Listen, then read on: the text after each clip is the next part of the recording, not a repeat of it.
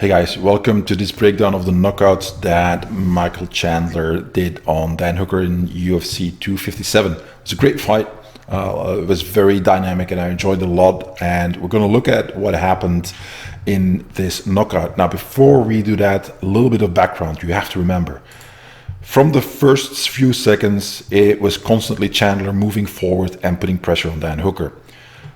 The instinctive reaction that Dan did, or maybe it was his game plan, we don't know, but he tried to stay away from that by circling over to his right side, which is smart because it keeps him out of the line of attack of Chandler's big right hand that he likes to throw, and also he avoids getting a shot and being taken down by a double leg, which is another thing that Chandler likes to do. So smart move from Chandler, but it backfired, and here's why. What you have to understand is that combat sports in particular is all about setting patterns and breaking them.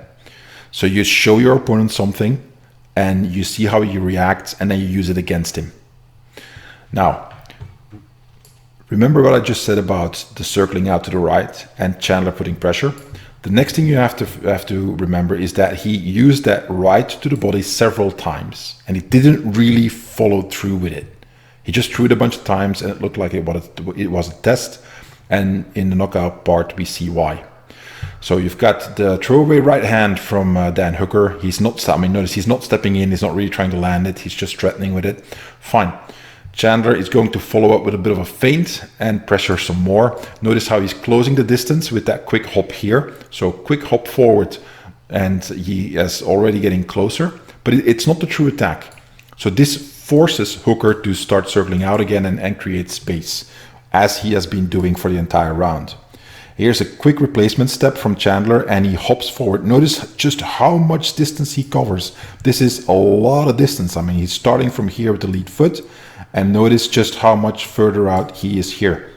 At the same time, he does a level change and he just manages to escape that jab hitting him. And this is where the fun starts, so to speak. So now he is in range. He is going to let Hooker circle out, as we see here. And it looks like it's going to be just as it was in the few minutes beforehand, that Dan's going to be able to just keep on circling out and it's going to be fine. Now the camera angle is going to change a little bit, so it's harder to see. But instead of what a lot of guys do, they just follow along the same line. What Chandler does is he cuts off the cage pretty well. That puts him in a position where he can immediately attack again. So that's what's happening in these next few frames. So Hooker circles off to the side and Chandler quickly sidesteps. And he is intercepting the path that Dan is on by immediately cutting off the cage here and then advancing into his attack. So he's anticipating the footwork that Dan is using. He throws that big right hand and notice how low he is. There's a threat of a takedown and Dan knows that. But that wasn't the real threat. The real threat is that big left hand that we see here. Notice once again, the big step forward, the right hand leaning all the way forward and then immediately stepping in with that right leg with the shifting step so you can torque very hard into that left hand as it does here. And he's almost leaping into it. I mean, look at how his heel here and on the other side, both his heel and his toes are off the ground. So he's kind of jumping almost in it just to make sure that he is close enough to land it. And he does. Look at how Dan's head is going to snap to the side here. And from this position, the way his shoulders are aligned, there's no give anymore. So he's got his shoulder line like this and his head is looking straight at Chandler, which means that the cervical spine cannot turn much further. So he's kind of stuck in it. So that means that he's going to take the full brunt of that hook of the impact as it lands, and he goes down. Now I'm going to talk some more about the footwork here and the particular strategy that Chandler used to finish it off. But first, let's see what happens here. So instead of diving on top, he sidesteps to make sure he doesn't end up in some sort of guard, and immediately throws that big right hand. I mean, notice how as Dan is getting up, that right hand is going to hit him, and it's a follow-through punch. So the punch is going to land first, and you see that it follows through. It doesn't retract. It just cuts through Dan's chin, and you see the head rotate once again. So that's a really powerful blow to absorb, and Dan goes down again. Then you got the brace here. meaning that he kind of posts a little bit with his forearms here on Dan's shoulders, which makes sure that from that position here, that Dan can't just grab him. So you see that Chandler here has a really good control of that shoulder, and it means that his hand here is in a good position to grab, push, pull, whatever he wants to do. So let's keep rolling. He shoves him back, right? So he shoves him back to open up space for another right hand, and he does some more ground and pounds. I want you to notice already that he's in a kneeling position. He does not lose balance as he does that. That's important. So the strikes keep rolling in, and there's a little bit of a switch up here. He first pushes Dan down using both hands. You can see that his hands are in position to maintain vertical pressure. So that's a good way to control the opponent. He's going to go for a choke here, but then decides not to and lets go again. Notice how he does that. He's going to scoot back on his knees and create space. He's really in tight here. He's close, but he wants to get back. Okay, watch his knees. Steps back with the right knee, and then he is going to create the space with that, so he has a lot of space now to strike. And here it's raining down blows. Notice once again that he is in a kneeling position with his spine almost fully vertical, slightly leaning forward, and he is not losing balance. That's the key point.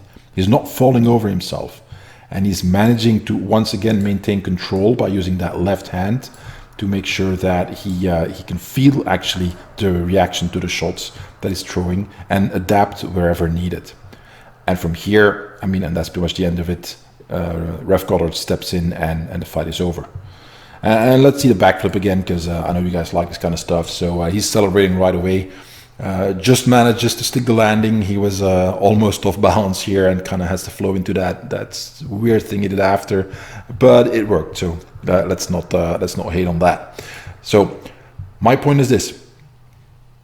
I've talked about this in previous videos. I've been talking about this for a long time. There is dogma and paradigm in MMA, and people forget that it's still a very young sport and still evolving.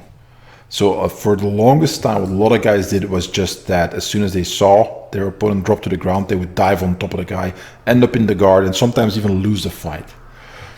There are other ranges, or you can call it sub-ranges, that when you look at outer range, in range, long range, medium range, close range, clinching, and then people just assume ground. Well, yeah, but just because he's on the ground doesn't mean you have to dive on top of the guy and just commit to that kind of fight. The kneeling position and the half kneeling position is just as valuable as having a good ground game, a good grappling game. As we see here, watch how these strikes are landing and Chandler is in full control of the fight. He is not losing balance, he's generating power, and he is putting a lot of punishment on Dan Hooker. And he ends up, I mean, look at the way that Dan's head is snapping here. These are powerful blows to take. He's trying to get up and he gets punched back down again, and he can't really put a lot of pressure in his posture here to rise up because of that downward push, that control that Chandler has. And he's taking one punch after the other. I mean, these are bad punches to take, right? Notice again here, Dan is going to shift back a little bit as he loses balance. Look at the knees and the posture of Chandler as this happens. He simply adjusts, slides over a little bit with his knees, and then keeps on striking. So that is my point, is that the kneeling and half kneeling position, this is one of the things that we'll see more and more. First time we really saw it in a high level fight was Holly Holm using the half kneeling position instinctively against Ronda Rousey. We're going to see more of that, as a lot of fighters will discover that, hey, there's more that we can do that is than just ground and pound and or kicking the guy in the legs as he's lying there on his back. Okay, guys, that's pretty much it. So great fight. I would love to see more from Dan Hooker. I saw he was very disappointed at the end of the fight, kind of leaving his gloves in the ring. I hope he reconsiders. Great guy, great fight. Great first entry into the UFC from Michael Chandler. Hope he has a quick turnaround and very quickly can fight again. I'm sure a lot of guys want to see more of him, and that includes me. Hope you too. We've got more videos coming up. If you want to support the channel, obviously, it's great if you can subscribe, hit the notification bell also, and share this video with anybody who might enjoy it. There's a Patreon, patreon.com/MMA Formula, and we've got some exclusive content there, and I'm trying to add more every month. So it's going to be a big library of breakdowns, detailed instructional videos, and a lot more. So in the meantime, keep on training and make sure you guys stay safe out there. All right, take care. Bye-bye.